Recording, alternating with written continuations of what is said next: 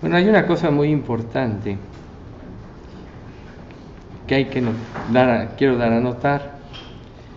Cuando venimos a un estudio como este, vemos dos tipos de Jesús. Uno que está lejos, ajeno. Otro que está cerca y puede tocar nuestro corazón. Es muy importante pedirle a Dios que abra nuestro entendimiento y nuestro corazón para poder apreciar a Dios tal cual es. Porque eso es lo que va a transformar nuestra vida y va a renovar nuestro corazón. Entonces yo sé que aquí podemos venir con muchos pensamientos, cuestiones que podemos hacer. Digo, si venimos, se supone que es porque vienen a buscar a Jesús. Pero de quien Dios toca el corazón es aquel que lo anhela. O sea, recuerde que no es nada más venir y cumplir o venir, sino tenemos que anhelar la comunión con Dios. Cuando nosotros anhelamos la comunión con Dios, esto nos permite no perder detalle, pero además le da poder al Espíritu Santo para tocar nuestro corazón y transformarlo. El verdadero creyente que tiene una vida en ascenso, es aquel que es tocado por Dios. Y Dios toca a aquel que tiene un corazón dispuesto, contrito y humillado.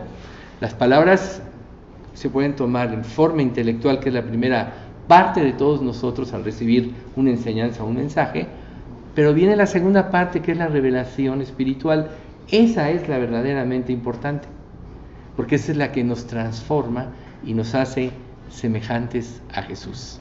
Entonces, de veras que es muy importante que pedirle a Dios que verdaderamente toque nuestros corazones en ese aspecto y que vengamos así con esa intención de que Dios nos hable y nos transforme, con ese deseo y anhelo de Él, de experimentar una comunión con Él, porque así seremos transformados.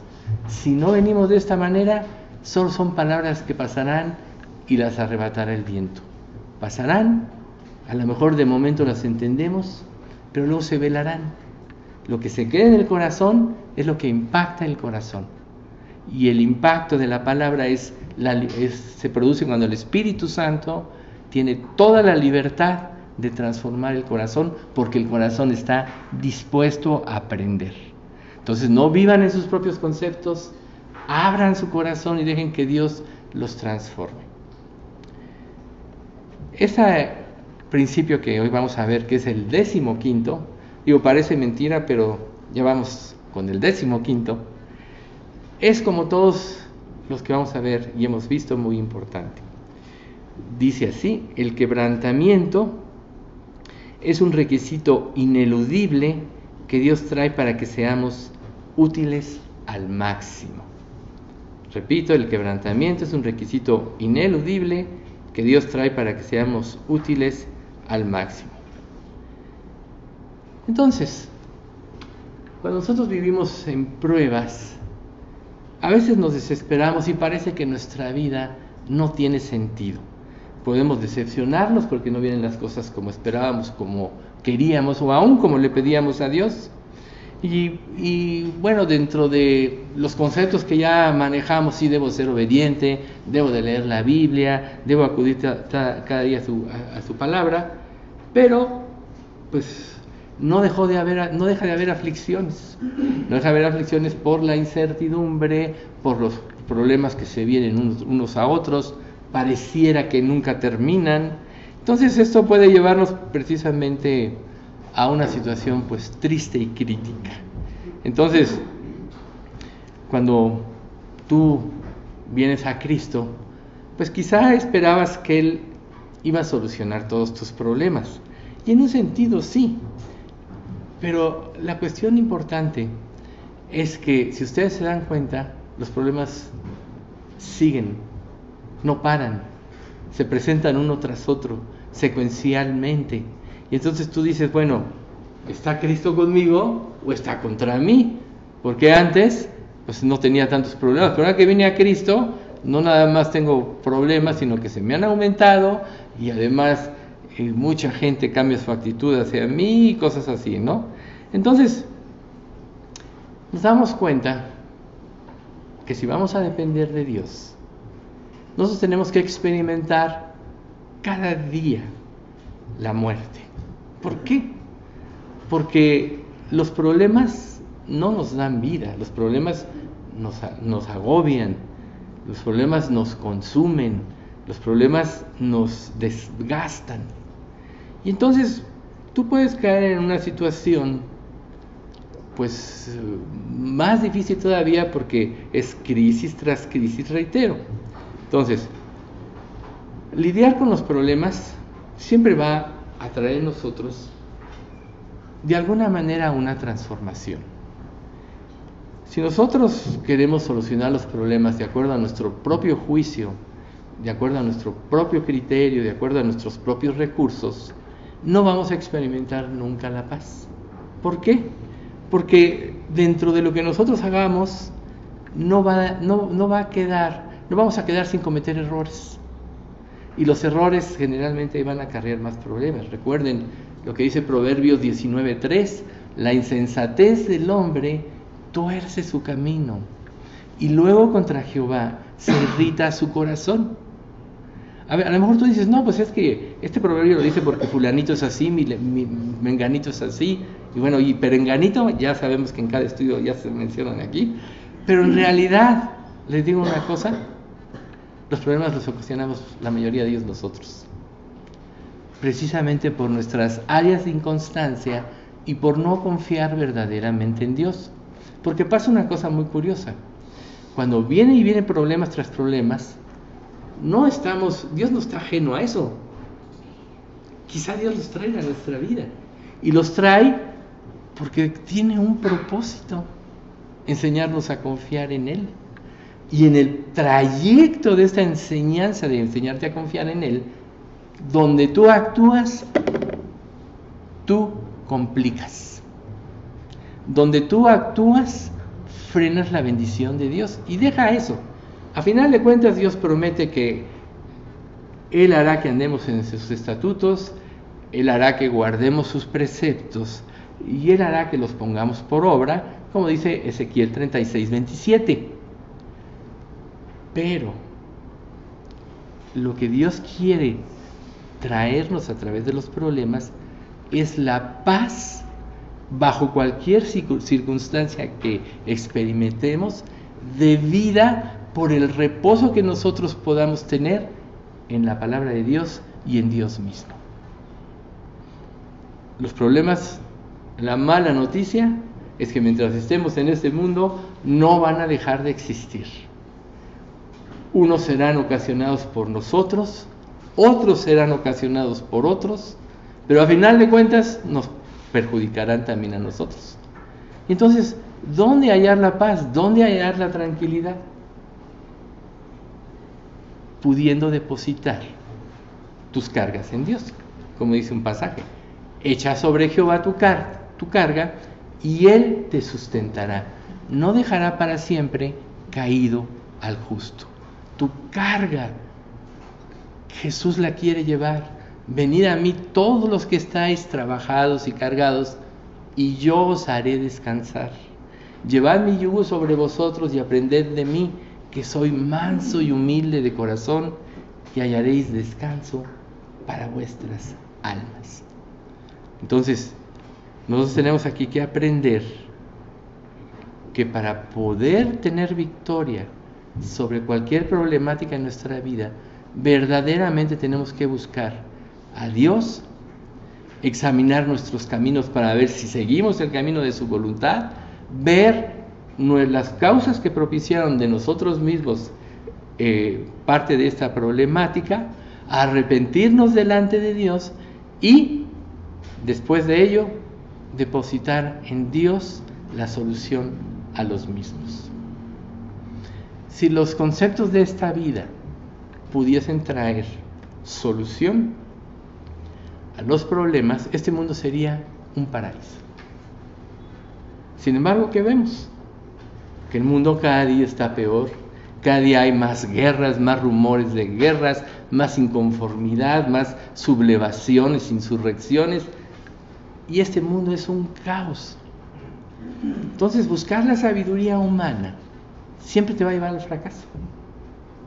Sin embargo, vemos la sabiduría de Dios al darnos su Hijo, cómo a pesar de todo lo que Jesús sufrió en la cruz por nuestros pecados, todos los dolores que Él pudo experimentar, el rechazo, recuerden, Él dijo, las zorras tienen guarida, las aves del cielo nidos, pero el Hijo del Hombre no tiene dónde recostar su cabeza. Y eso lo dijo porque estaba prácticamente solo.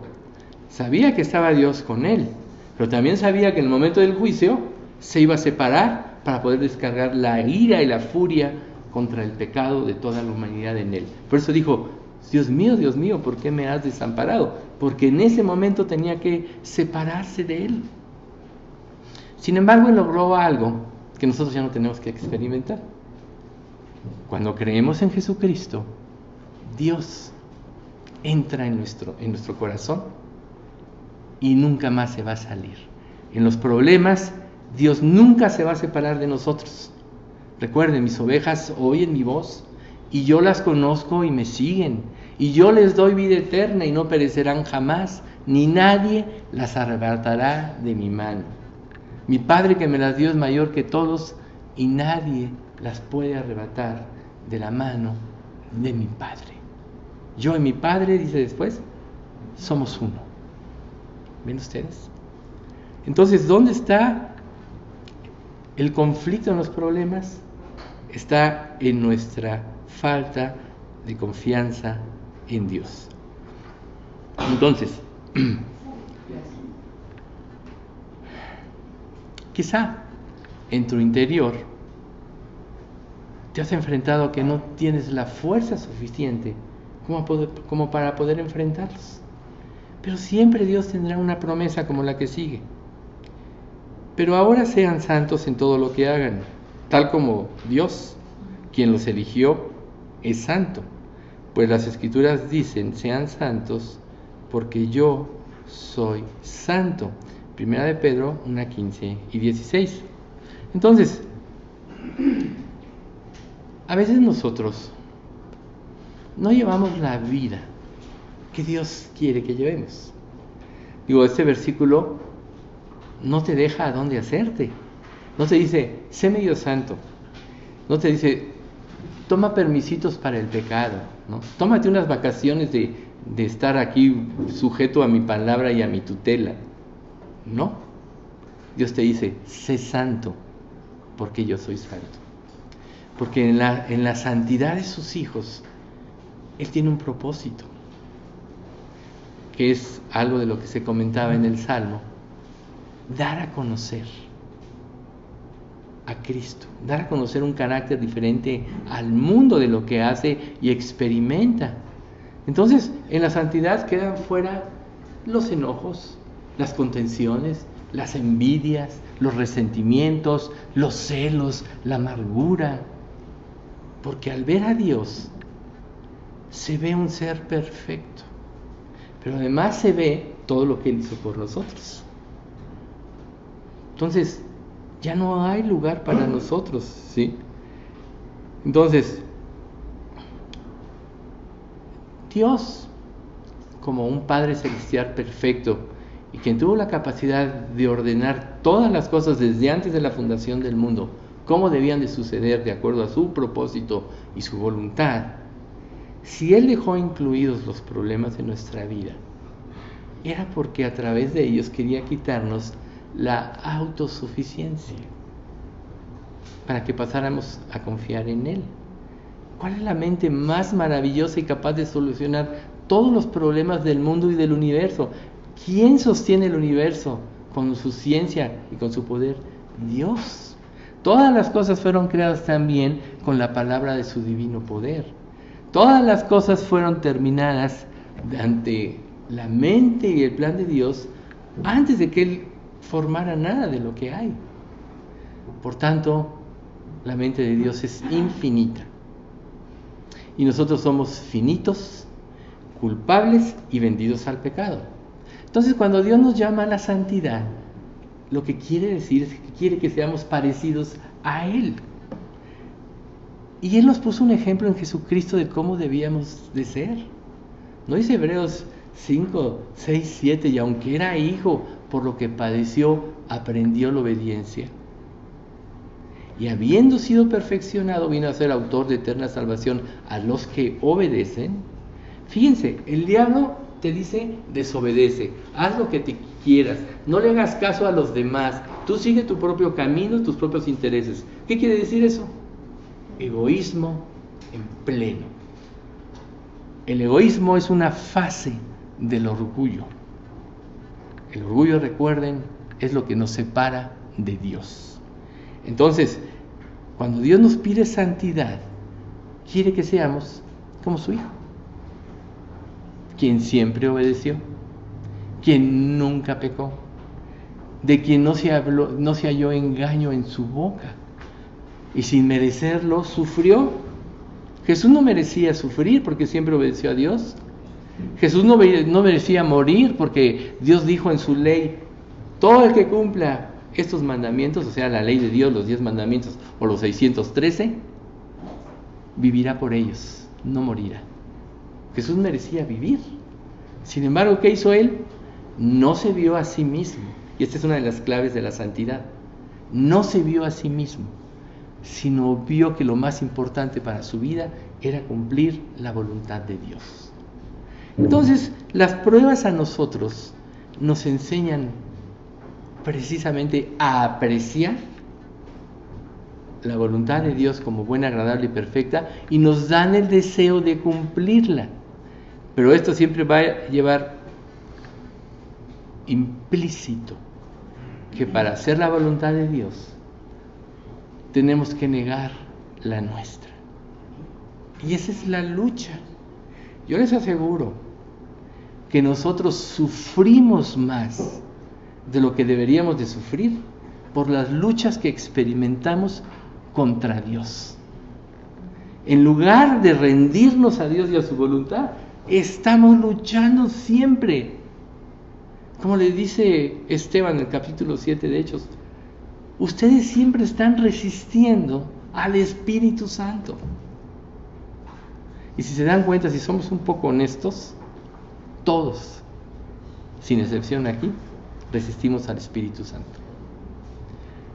Pero cuando Dios trae enseñanzas como esta, y ese es el motivo de este principio de vida, el quebrantamiento es el requisito para Dios, para que seamos útiles al máximo, entonces tenemos que creer que es parte del trabajo de Dios para nosotros, que es parte de su propósito divino. Y si lo hizo en el Hijo, ¿cuánto más no lo va a hacer en nosotros? Jesús era perfecto, y repito el versículo de Hebreos, ¿no? Aunque era hijo, por lo que padeció aprendió la obediencia. Entonces, no te veas a ti mismo y digas: ay Dios, ¿cómo tratas conmigo? Prueba tras prueba, ¿cómo sufro? Mira mi dolor. No. Ahorita nosotros vamos a ver que la sabiduría, el poder y la eficacia y la fortaleza solo provienen de cuando Dios logra que le rindamos nuestra voluntad a Él. Ese es el proceso de la vida cristiana. Olvídate de los sufrimientos que Dios quiera traer. Lo más importante después de la conversión para un creyente es rendirle su voluntad a Dios. ¿Y qué dice la Escritura? Obedecer a vuestros padres, obedecer a vuestros pastores porque los velan por vuestras almas, someteos unos a otros en el poder de Dios, amaos unos a los otros. No, eso quiere decir: no le hagas nada a nadie que no le gustaría que te hicieran a ti, ve a los demás como superiores a ti mismo. Si viviéramos esos conceptos, no tendríamos problemas entre nosotros. Pero los tenemos, ¿por qué? Porque estamos resistiendo siempre al Espíritu Santo. Entonces la Biblia nos da ejemplos, y uno de los ejemplos más impactantes es el de Manasés. Manasés fue hijo del rey Ezequías. Después de que Israel había experimentado, para cuando llega Ezequías al poder, reyes fieles, reyes menos fieles, uno que otro fiel como Asa, etcétera, Josafat, vemos cómo llega Ezequías con un corazón para servir a Dios, y Dios no nada más prospera a Israel en ese tiempo, les da victoria sobre batallas, sobre sus enemigos y muchas cosas. Manasés se crió como hijo de Ezequías. Sin embargo, cuando muere Ezequías y toma el poder, él se vuelve en contra de todos los principios de su padre. ¿Por qué lo hizo? Si tenía todo el antecedente. Yo te podría decir a ti, ¿por qué pecas? Si tienes la Biblia que te está diciendo, no peques, ve a Dios, pide perdón, etcétera. Entonces Manasés se vuelve a adorar a Baal, al ejército de los cielos, empieza a sacrificar a sus hijos en fuego. Todo eso era abominable delante de Dios, y como consecuencia, pues Dios tiene que traer un juicio.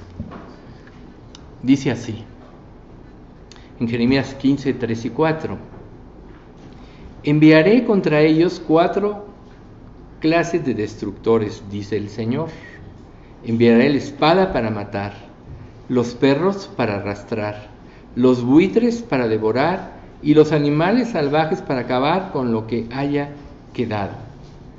Debido a las cosas perversas que Manasés, hijo de Ezequías, rey de Judá, hizo en Jerusalén, haré a mi pueblo objeto de horror para todos los reinos de la tierra. ¡Qué espantoso juicio! Cuando Manasés debería de tener toda la bendición de Dios, se vuelve en contra de Dios completamente, porque te voy a decir una cosa. Decías, bueno, se equivocó al adorar. No. Se rebeló contra Dios y fue contra todos los principios que Dios le había enseñado. Vio toda la bendición que Dios le había dado a su padre Ezequías, y aún así su corazón se endureció para hacer lo malo. Y tú vas a luchar contra Dios y lo vas a vencer. Ve, 4 tipos de castigos. Y el objetivo era horror, como un ejemplo a todos los reinos paganos de la tierra. Recuerden ustedes una cosa importante.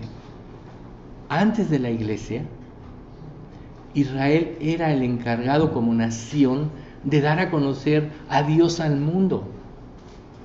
Era un ejemplo que Dios esperaba que todo el mundo viera en Israel, para que pudieran creer en el único Dios vivo y verdadero.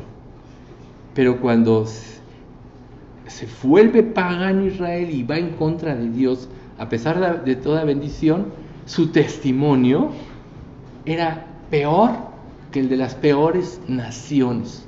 Porque Dios en repetidas veces les dice, tú eres peor que los que expulsé de la tierra de Canaán, tierra que yo te di para que fuera una tierra de santidad y de honor a mí. Tú fuiste peor que ellos. El pecado no para. Y Dios tiene paciencia con nuestras vidas, pero también su paciencia tiene un límite. Y aquí vemos que con Israel, después de decenas de reyes, porque ya para Manasés ya van para el punto de ser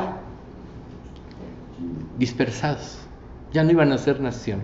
Todavía Josías, el bisnieto, vuelve, y como que eso frena un poquito la situación. Entonces, cuando Jeremías, como siervo de Dios, oye esto, pues Jeremías era judío, era israelita.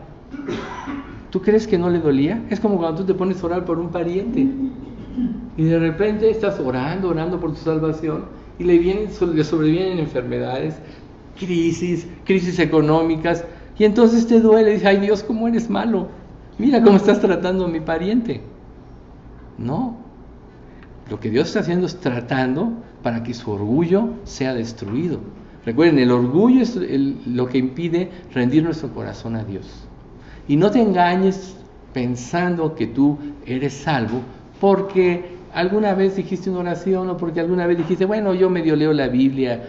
No, Tú eres salvo el día que le rindas tu corazón a Dios. Y la evidencia de esa salvación es que tu deseo va a ser obedecer a Dios, obedecer a las autoridades que Dios puso, obedecer a los padres, obedecer en medio a los gobernadores, a las autoridades y principalmente a Dios, que te da todos estos mandamientos.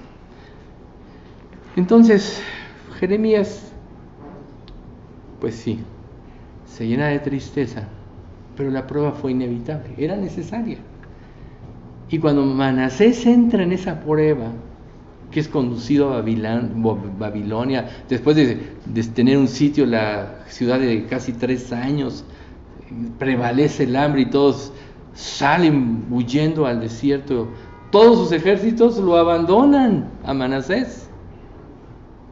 Entonces mira lo que sucede, que está en 2 de Crónicas 33, 12 y 13. Pero cuando estaba sumido en profunda angustia, Manasés buscó al Señor su Dios y se humilló con sinceridad ante el Dios de sus antepasados. Cuando oró, el Señor lo escuchó. ¿Pero por qué lo escuchó? Porque se humilló, porque se arrepintió, porque reconoció que estaba haciendo lo malo. El Señor lo escuchó y se conmovió por su petición. Así que el Señor hizo que Manasés regresara a Jerusalén y a su reino. Entonces Manasés finalmente se dio cuenta de que el Señor es el único Dios.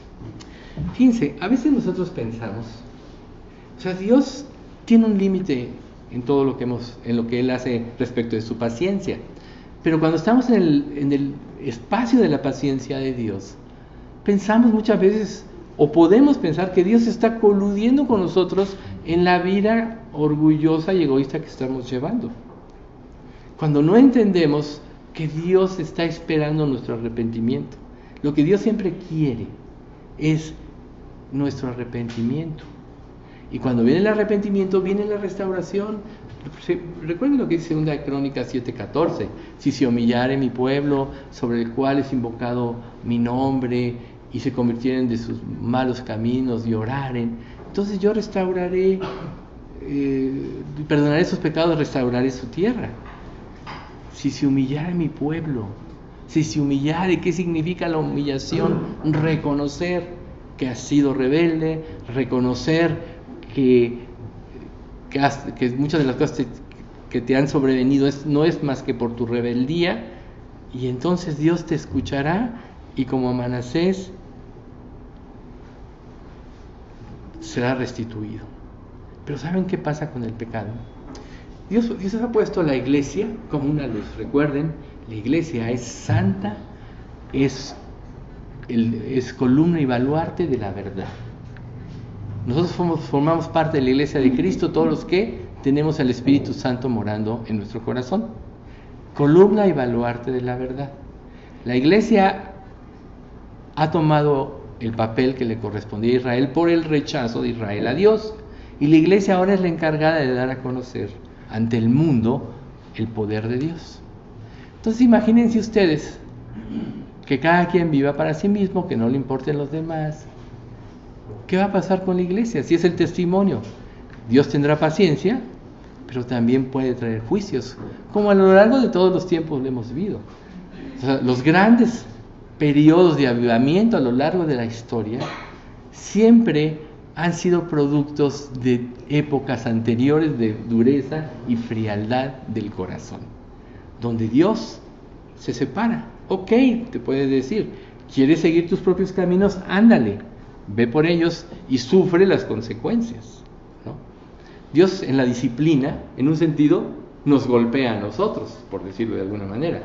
Pero si nosotros rechazamos eso, no aprendemos, entonces Dios nos va a golpear con misericordia, la vida sin misericordia. Nadie se va a escapar. Cuando tú decides ir en tus propios caminos, no creas que Dios está diciendo, ándale, vete por el pecado y yo te apoyo. Dice la Biblia, Dios no tienta a nadie, ni puede ser tentado por el mal. Cada uno de su propia concupiscencia es atraído y seducido, pero la concupiscencia trabaja y da luz al pecado, y el hecho consumado da a luz la muerte. ¿Y qué trae como consecuencia eso? Pues sufrimiento y dolor, no como un tratamiento para formar a Cristo en ti, sino como consecuencia de tu pecado. Desgraciadamente, en Israel, y nosotros podemos ver hoy, a través de los siglos, todo lo que ellos han tenido que padecer. Desgraciadamente, el rey de Israel representaba como la luz del Mesías ante Israel. Cuando un rey se desviaba, no era nada más que se desviara Manasés, se corrompía todo el pueblo. Si un rey vivía para Cristo, todo el pueblo vivía para Cristo por el ejemplo del rey. Si un rey como Manasés dejaba de vivir para Cristo, todo el pueblo dejaba de vivir para Cristo. Entonces Manasés se arrepiente, pero ya Israel tenía sembrado el pecado y la rebelión en su corazón. Miren lo que dice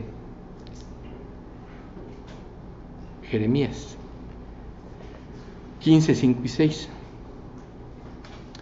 ¿Quién tendrá compasión de ti, Jerusalén? ¿Quién llorará por ti? ¿Quién se tomará la molestia de preguntar, ¿cómo estás? Tú me has abandonado y me has dado la espalda, dice el Señor. Por eso levanté mi puño para destruirte. Estoy cansado de darte siempre otra oportunidad. Fíjate, a veces Dios, en su gracia, nos presenta oportunidad tras oportunidad para que nos entreguemos, para que nos consagremos a Él.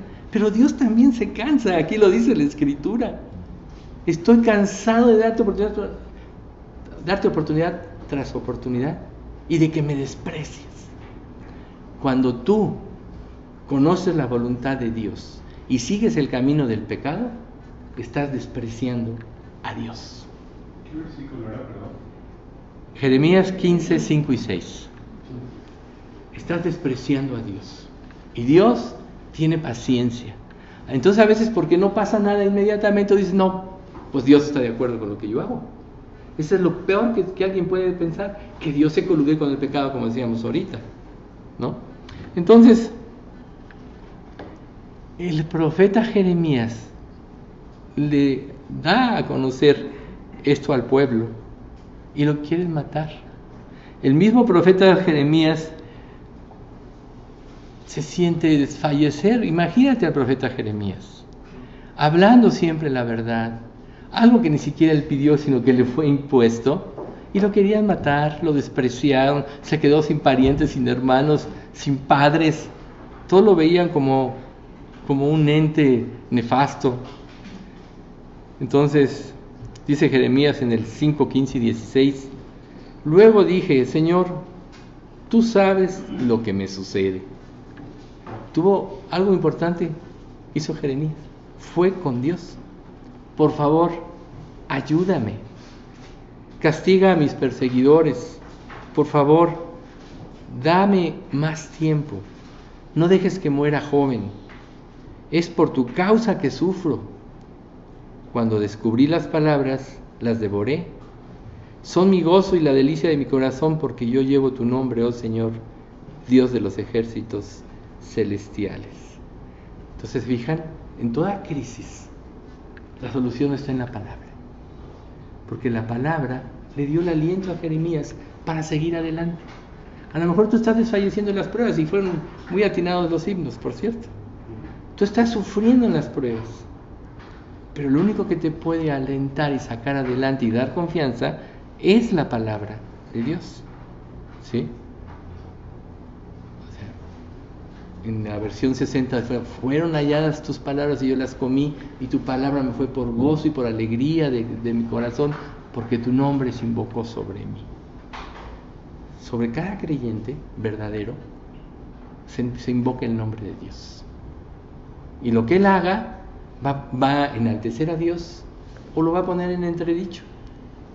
¿Por qué el mundo menosprecia a tanto a Dios? No soportan la luz, no entienden, pero les voy a decir una cosa. También es parte de tener un testimonio verdadero de Cristo. De que el mundo no está viendo en cada creyente lo que debía haber. Una vida de santidad y de honor, que le da la gloria a Dios. Entonces, nosotros deberíamos de recapacitar en eso, porque realmente cómo está siendo nuestro testimonio ante los demás. Pero lo importante es aquí que ante toda esta expectativa de este hombre, halló consuelo en Dios y en su palabra. Esa es la forma de salir de los problemas, buscar a Dios a través de su palabra y que la misma palabra traiga consuelo en tu vida. Quizá el dolor y el sufrimiento causado a causa de la dureza de su pueblo, que él amaba, era su pueblo. Así como a veces puedes ver tú en tu familia dolor y dureza, dureza de corazón y te causa dolor, tienes que buscar un consuelo en la palabra. Y en lugar de sufrir porque desprecian a Dios, preocúpate más bien por dar un ejemplo de lo que es la vida cristiana, una vida de santidad y honor. Al final de cuentas nadie se va a convertir si Dios no lo convierte. Nadie se puede convertir por sí mismo. Tu corazón tiene que ser tocado por Dios y para ser tocado tiene que ser llamado por Dios. Jesús lo dijo, ninguno puede venir a mí si el Padre que me envió no le trajere y yo le resucitaré en el día postrero. Entonces a lo mejor tú dices, bueno, ¿yo seré llamado o no seré llamado? Pues te voy a decir una cosa, si tú estás escuchando hoy estas palabras es porque estás siendo llamado. Pero porque estás siendo llamado no quiere decir que ya eres salvo. Tienes que rendir tu corazón a Dios. Si no, no pasa nada. Entonces, Jeremías continúa diciendo en el versículo 15-18, ¿por qué entonces continúa mi sufrimiento? ¿Por qué es incurable mi herida? Tu ayuda parece tan incierta como el arroyo estacional, como un manantial que se ha secado. ¿Te has sentido alguna vez así? ¿Que te sientes así como seco de tantos problemas? ¿Sí? Cuando tú quieres ser fiel y te das cuenta que eres infiel. Cuando tú vas en pos de la verdad y resulta que dices mentira. Cuando debes ser abierto y transparente y de repente empiezas con hipocresías y a esconder cosas. ¿Es el pecado? ¿Es el pecado? El que va con Dios y expone su causa y reconoce sus pecados, entra en la libertad de Cristo. La libertad es honestidad y transparencia entre todos los demás. Esa es una de las características de la iglesia. Pero cuando tú andas escondiendo cosas, turbiando, manejando las situaciones, ¿está actuando Dios? Está actuando el diablo. Y tú estás viviendo así producto de tu rebeldía ante Dios. Pero miren lo que dice, lo que responde Dios cuando Jeremías le dice todo esto. Está en 15 del 19 al 21. Esto responde el Señor: si regresas a mí, te restauraré para que puedas continuar sirviéndome. Si hablas palabras beneficiosas en vez de palabras despreciables, serás mi vocero. Tienes que influir en ellos. No dejes que ellos influyan en ti. Pelearán contra ti como un ejército en ataque, pero yo te haré tan seguro como una pared de bronce, fortificada. Ellos no te conquistarán, porque estoy contigo para protegerte y rescatarte. Yo, el Señor, he hablado. Sí, te mantendré a salvo de estos hombres malvados, te rescataré de sus manos crueles. Jeremías 15 del 19 al 21. Entonces, ¿te das cuenta? Ahí está la promesa de Dios. Entonces, ¿qué pasa cuando nosotros empezamos a manejar las cosas? ¿Estamos creyendo en Dios? No estamos creyendo en Dios. Estamos creyendo en nuestras propias astucias. Pero eso solo es el resultado de nuestra rebeldía, el fruto de nuestra rebeldía, el fruto de no buscar a Dios con sinceridad. A veces nosotros nos hacemos un concepto de Dios falso. Todo lo que tú concibas de Dios que no esté plasmado en la palabra es un concepto falso de Dios. Así de simple. Y quién sabe en cuántos de esos conceptos estés viviendo o puedas estar viviendo. Dios se revela a través de su palabra y los verdaderos conceptos de Dios están ahí.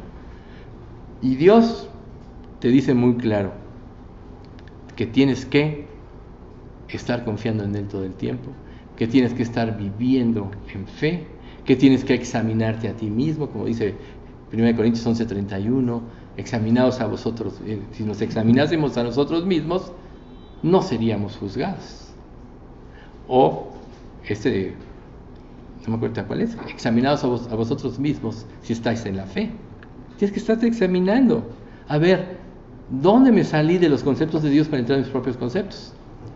Tus propios conceptos significan religiosidad. O como dice Hebreos 4:2, a nosotros se nos ha anunciado la buena nueva, como también a ellos. Pero no les aprovechó el oír la palabra por no ir acompañada de fe en los que oyeron. ¿Fe en qué? Pues en la palabra, en el que lo que Dios dice es verdad. Entonces, sí, vamos a ser probados. ¿Y sabes por qué son importantes las pruebas? Porque en las pruebas sale lo que realmente eres. Tú puedes llenarte de fingir, de manejar las cosas y presentarte a los demás como muy espiritual y todo eso. Pero la realidad de tu vida, Dios la sabe. Entonces a veces Dios tiene que probarlos para que nosotros nos demos cuenta de lo que hay en nosotros. ¿Pero con qué objetivo? Pues al darnos cuenta que el mal está en nosotros, vayamos a Él y entonces Él pueda restaurarnos. Y Manasés es el caso más claro. ¿Cuánta maldad hizo este hombre? Fue objeto de un juicio severo de Dios, pero se arrepintió y fue restaurado. Después de Josías, los que siguieron ya no se arrepintieron y vino la desgracia. Y después de que Cristo vino, después de los 400 años de que Dios guardó silencio, hoy vemos que siglo tras siglo Israel ha sido perseguido, matado, así como con Hitler y quién sabe, por todos lados del mundo. Y ahora que se cumplen muchas profecías y que vuelven a ser una nación, están en la peor posición que nunca, porque todo el mundo los quiere exterminar. Recuerden la solución de la ONU en diciembre. Todos votaron, o sea, todas las naciones de la tierra votaron contra Israel. ¿Qué necesidad? Cuando Dios los pudo haber afirmado por vivir la vida que ellos querían. Entonces, la diferencia entre Israel y la iglesia, les voy a decir, la iglesia es más responsable.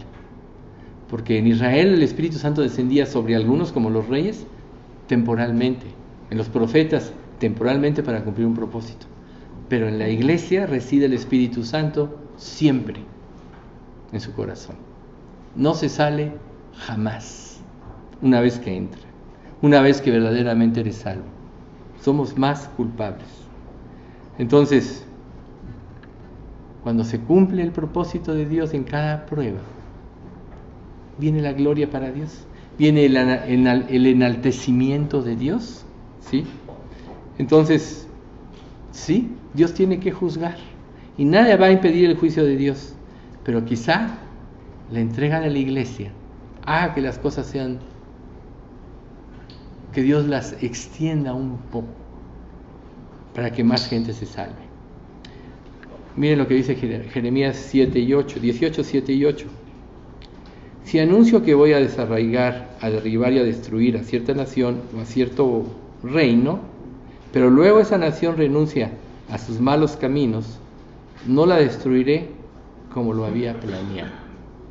Hoy, por ejemplo, creo que Pati Herrera, mandaste tú de Venezuela, está muy interesante, si no lo han visto, véanlo. Porque este señor apela a confiar en Dios y muy bien, por cierto, lo mandó anoche. Ahora México está a punto de entrar en una situación parecida. Pero aquí miren lo que dice Jeremías 18, 7, 8. Si anuncio que voy a desarraigar, a derribar y a destruir a cierta nación o a cierto reino, pero luego esa nación renuncia a sus malos caminos, no la destruiré como lo había planeado. ¿De quién depende que nación tome conciencia de la iglesia. La iglesia es el portador de voz de Dios, y empieza por las oraciones. Entonces, es importante tomar conciencia de que nosotros somos los primeros que tenemos que orar por nuestra nación. Aquí en Venezuela ya les sobrevino el mal. Van a orar, se van a unir todos en oración según pide este Señor mañana, para que Dios tenga misericordia. Pero México todavía no cae en ese mal. Tenemos que orar fervientemente. Entonces, tú puedes decir que Dios pudiera ser injusto a veces por el sufrimiento que trae a tu vida. Pero ¿sabes una cosa? A veces el sufrimiento, como les decía hace rato, ocurre por tu pecado o por el pecado de otro. Pero cuando Dios lo permite, siempre es para purificar, limpiar y emblanquecer. No te duermas, Memo. Siempre es para purificar, blanquear. Purificar, lavar y emblanquecer. Siempre tiene ese propósito. Nunca se te olvide. Entonces, como dice Santiago, tened por sumo gozo, capítulo 1, cuando os halléis en diversas pruebas. Tened por sumo gozo, ¿sí? Porque la prueba produce paciencia, etc. Entonces, la paciencia, la prueba, está el Salmo, ¿no? Produce confianza. La confianza en Dios produce seguridad, y es lo que te da la fuerza para salir adelante en las presiones de la vida, por más fuertes que sean. Pero nunca se nos olvide una cosa: Dios tiene el control de todo, y Él actúa de acuerdo a la condición de la persona. Si se humilla, Él la libera y la rescata. Volvemos a Crónicas 7, segunda Crónicas 7:14. Si se humillare mi pueblo, sobre el cual es invocado mi nombre, y oraren y se arrepintieren de sus malos caminos, entonces yo perdonaré sus pecados y sanaré su tierra. Entonces, Jeremías fue un hombre piadoso que tuvo que soportar la presión por dar a conocer la palabra de Dios. Fue un vocero especial, pero su vida ha sido un testimonio a través de los siglos, milenios, de aliento a todas las personas que pasan por pruebas. Es uno de los profetas más importantes: Jeremías, Isaías, Ezequiel. Bueno, todos los que están son importantes, pero hay 3 libros más grandes, que son Isaías, Jeremías y Ezequiel. No digamos Daniel, no es tan largo, pero también es muy importante. Entonces, cuando tú vives en la palabra se queda. Recuerden, mi palabra no regresará vacía. Aunque aparentemente no traiga resultados, dice la Escritura en Isaías 55:11, hará lo que yo quiero y será prosperada en aquello para que le envíe. No pienses que dijiste a alguien, le hablaste de Cristo y no pasó nada y se quedó ahí. La palabra se queda como una marca, porque Dios así lo dice, trabajada en el corazón de la persona para que un día dé fruto. Los que sembraron con lágrimas, con regocijo segarán. Uno es el que siembra, otro es el que cosecha, pero Dios es el que da el crecimiento. Entonces tampoco debemos de ponernos tan orgullosos de decir, ay, les he dicho y no me hacen caso. No. La obra es de Dios. Tu papel es ser fiel y transmitir fielmente lo que Dios dice en su palabra, como lo hizo Jeremías. Y si eso te trae sufrimiento, que la gloria sea para Dios. Porque Dios dice que, se lo voy a decir en esta versión, Romanos 8:28, que yo creo que todos conocen. Y sabemos que Dios hace que todas las cosas para el bien de quienes lo aman y son llamados según el propósito que Él tiene para estos. Todas las cosas para el bien. Dios hace que todas las cosas para el bien de quienes lo aman. O sea, todo lo convierte Dios en bendición, podríamos decir. A los que aman a Dios, todas las cosas les ayudan a bien. Dios todo lo convierte para edificación y bendición. Entonces no hay ninguna tragedia para ningún creyente, menos si el creyente pone su confianza en Dios. Entonces va a dar el fruto correcto. Entonces, cada prueba solo permitirá en tu vida un trabajo que Dios está haciendo y con una razón. Dios no aflige necesariamente, como dice Lamentaciones, a los hijos de los hombres. Si Él hiere, Él sana la herida. Eso es lo importante de estar seguros de que estamos caminando con Dios, de que somos sus hijos. Si no, estamos desamparados. Entonces, nos vamos a encontrar contra muchas voces, nos vamos a encontrar contra muchos criterios que te dicen, no, no te entregues, mira, Dios no es cierto, ni es para tanto, no seas exagerado, no seas mocho, te vas a los extremos. Todo tipo de cosas vas a escuchar, pero mira, en 2 de Pedro 2, 19 y 20, prometen libertad, pero ellos mismos son esclavos del pecado y de la corrupción, porque uno es esclavo de aquello que lo controla. ¿Fijas? ¿Qué está rigiendo tu vida? Eso es de lo que tú eres esclavo. Y cuando la gente escapa de la maldad del mundo por medio de conocer a nuestro Señor Jesucristo, pero luego se enreda y vuelve a quedar esclavizada por el pecado, termina peor que antes. Fíjense. No, mejor les hubiera sido, como dice Hebreos 6, no haber conocido el camino de la verdad que después retraerse de él. Recuerden, muchos piensan que por estos pasajes se puede perder la salvación y no es cierto. Muchos de todos estos nunca fueron salvos. Solo tuvieron una experiencia por conveniencia con Dios o por motivos equivocados, pero nunca le rindieron su corazón. Es como lo que les decía al principio de este estudio. ¿Cuál es tu actitud en un estudio? ¿Vienes porque te traen? ¿Vienes porque no te queda otra? ¿O vienes realmente a buscar a Dios? Si el único beneficiado va a ser el que viene realmente a buscar a Dios. Porque entonces el Espíritu Santo va a trabajar en su corazón y le va a revelar, va a sacar de lo profundo de su corazón todo lo malo que hay para que se arrepienta. Esa es parte de la paciencia de Dios y es antes del juicio, pero el juicio puede venir. Por tanto, nosotros tenemos que aprender a buscar en Dios nuestro consuelo. Y es lo que dice 2 Corintios 1 del 3 al 5. Toda la alabanza sea para Dios, el Padre de nuestro Señor Jesucristo. Dios es nuestro Padre misericordioso y la fuente de todo consuelo. Él nos consuela en todas nuestras dificultades para que nosotros podamos consolar a otros. Cuando otros pasen por dificultades, podremos ofrecerles el mismo consuelo que Dios nos ha dado a nosotros.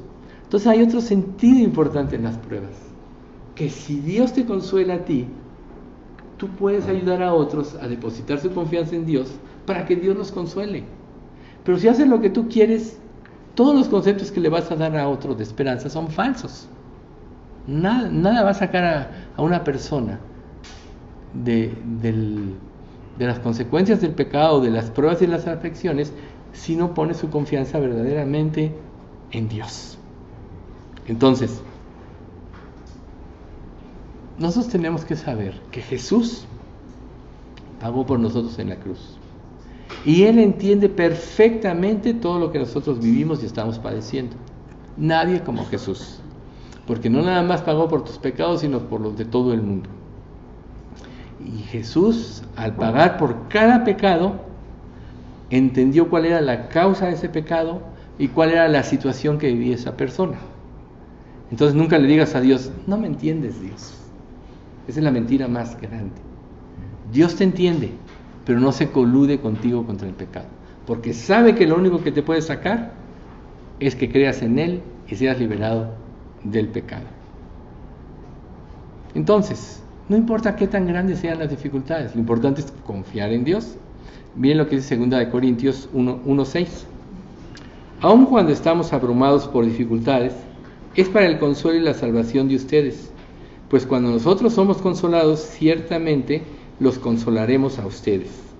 Entonces podrán soportar con paciencia los mismos sufrimientos que nosotros. Entonces un versículo, con la paciencia ganaréis vuestras almas, y la paciencia no avergüenza, porque la paciencia está dada junto con la esperanza, que ese fue un concepto del Salmo ahorita, paciencia y esperanza. La paciencia está unada a la esperanza. Entonces, o mejor dicho, al revés, perdón, la esperanza está unada a la paciencia. Entonces, ¿crees la palabra? Tienes esperanza de que no importa qué padezcas, un día Dios te va a glorificar. Sí, te va a glorificar. Él se lleva la gloria de todo, pero te va a glorificar. Humillaos pues bajo la poderosa mano de Dios, para que los exalte cuando fuere tiempo, echando toda vuestra ansiedad sobre Él, porque Él tiene cuidado de vosotros, para que Él os exalte, para que participemos de su gloria. Todo lo que Cristo hizo le trajo gloria a Dios. Todo lo que nosotros hagamos por amor a Cristo le va a traer gloria a Dios, pero entonces Dios nos va a transmitir parte de esa gloria, y es parte de ese reconocimiento. Entonces, 1 Corintios 1 del 8 al 10 dice: amados hermanos, pensamos que tienen que estar al tanto de las dificultades que hemos atravesado en la provincia de Asia.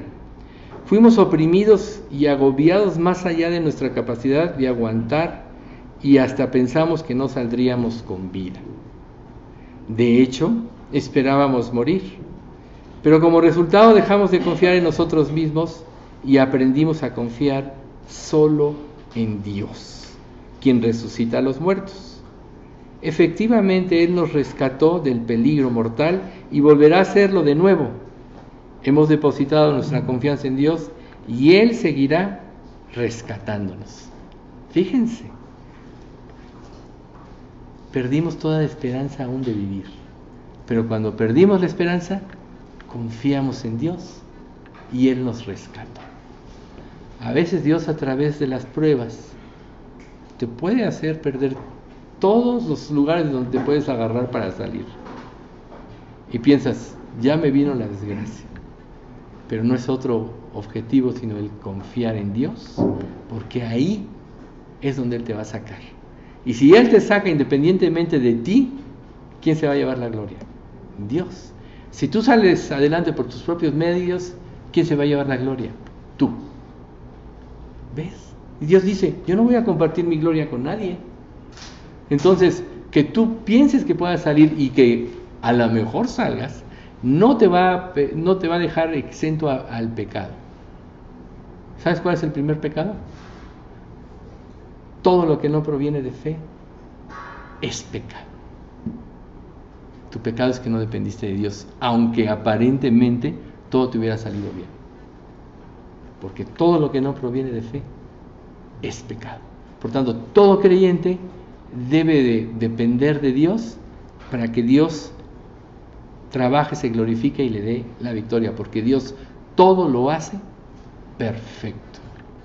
Si ustedes ven el libro de Génesis en la creación, se van a dar cuenta que dice, y todo estuvo bien hecho, y todo salió como Dios decía. Dios no se equivoca.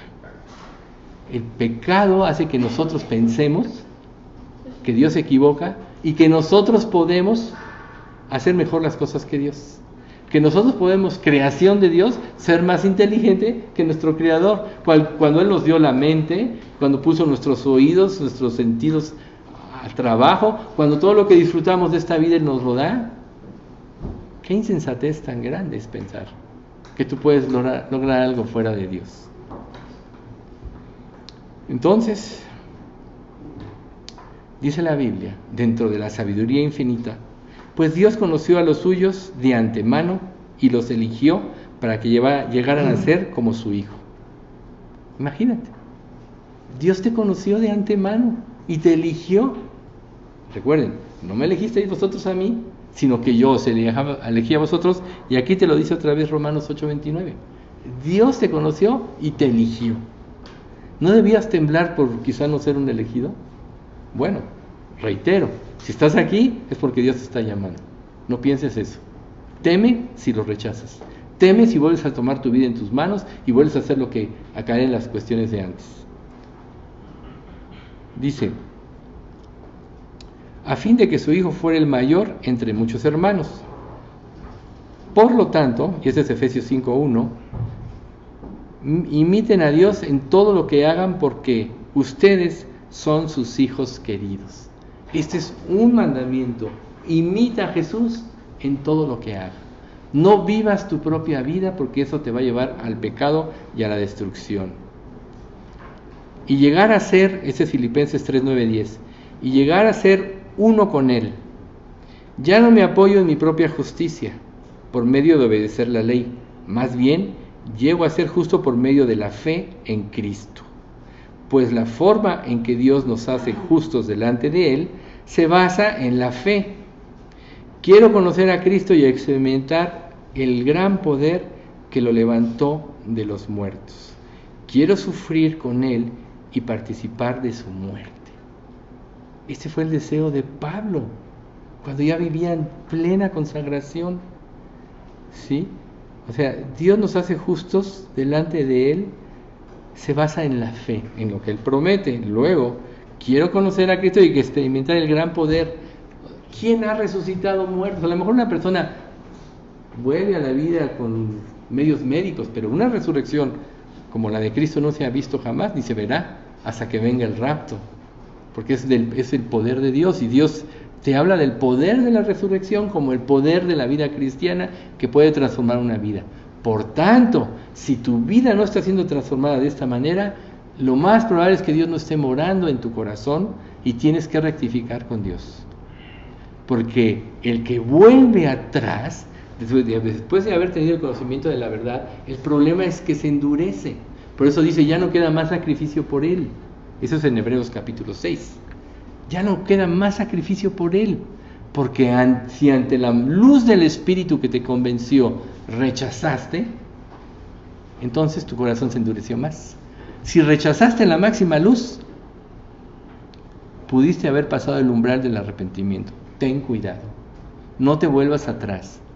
Pídele a Dios que te lleve a una verdadera conversión.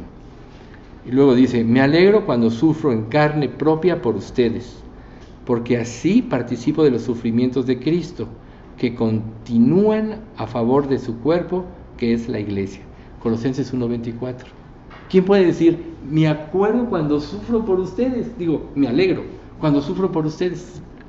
Solo alguien que está plenamente identificado con Cristo. O sea, Cristo sabía lo que iba a padecer. Y Él dijo, nadie me quita la vida. Yo la pongo por mi propia cuenta. Tengo poder de dar mi vida y tengo poder de volverla a tomar. Este mandamiento recibí del Padre. Y aquí vemos a Pablo identificado plenamente. Me alegro de los sufrimientos por causa de Cristo. Porque ya había entendido que los sufrimientos le quitaban a él su suficiencia. Por eso dijo en Corintios, 2 Corintios, cuando soy débil, dice, si me he de gloriar, me voy a gloriar de mis debilidades, para que repose sobre mí el poder de Cristo. Porque cuando soy débil, entonces soy fuerte. Entonces más vale que te hagas débil y dependas de Dios. Luego, Hebreos 2:18.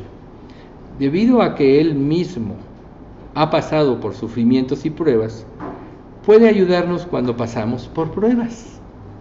O sea, ¿no te comprende Dios? Claro que te comprende más que nadie. Luego, 1 de Pedro 4:12-16. Queridos hermanos, no se sorprendan del fuego de la prueba por el que están pasando, como si fuera algo extraño. Al contrario, alégrense de tener parte en los sufrimientos de Cristo, para que también se alegren muchísimo cuando se muestre la gloria de Cristo. Dichosos ustedes si los insultan por causa de Cristo, porque es glorioso. Porque el glorioso Espíritu de Dios está siempre con ustedes.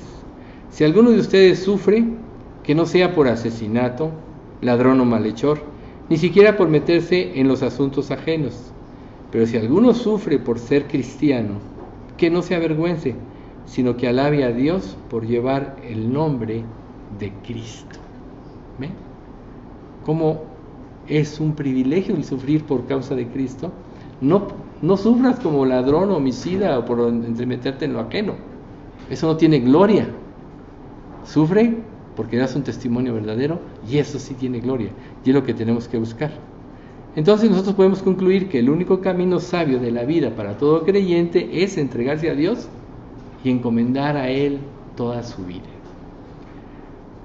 Y esto te dice 1 de Pedro 4:19. Así que los que sufren, porque Dios así lo quiere, sigan haciendo el bien y entréguense a su Creador, porque Él es fiel. Los dolores de esta vida, dice la Biblia, en nada se comparan con la gloria que nosotros ha de manifestarse. Y una de las cosas que nosotros tenemos que entender, para que ya no pongamos nuestro gozo o nuestra esperanza en este mundo, es que este mundo está corrompido, lleno de maldad y no tiene remedio. Va a ser destruido por el fuego, como dice 2 de Pedro, capítulo 3:8. Todos los elementos al fuego serán destruidos y la tierra y las obras que en ella hay serán deshechas. O Isaías 51:6. Alzad vuestros ojos a los cielos y mirad a la tierra, porque la tierra será deshecha como humo y se envejecerá como ropa de vestir, y de la misma manera perecerán sus moradores. Pero los que esperan en Jehová vivirán para siempre. Digo, más o menos así dice. Los que esperan en Dios. Hay un mundo futuro que es eterno. Y todo lo que nosotros estamos haciendo ahorita en este tiempo va a determinar nuestra eternidad. ¿Vale la pena vivir para Cristo y entregarlo todo por Él? Sí, porque todo lo que Dios promete, su gozo, su amor, su fidelidad, las delicias de que Dios es un ser dadivoso y quiere darnos todo lo que Él es, al darnos a su Hijo, así lo manifestó, es para siempre. Pero ahorita en este periodo de tiempo que es como neblina, que aparece por un rato y luego se desvanece, que somos probados, es porque Dios está formando a Cristo en nosotros. Entonces alegrémonos, como dice Santiago, tened por sumo gozo cuando os halléis en diversas pruebas, porque Dios está tratando con nuestra suficiencia para quitárnosla y que vayamos a Él entregándole nuestra voluntad, y así tengamos tesoro eterno. No des tu vida por lo temporal. No vivas para ti, porque te estás haciendo un fraude a ti mismo. Padre bendito, te queremos dar muchas gracias por este estudio. Gracias, Señor, por la luz de tu Espíritu, para poder conocer más profundamente tu carácter y tu paciencia, y sobre todo hallar el sentido de las pruebas que vivimos, Señor.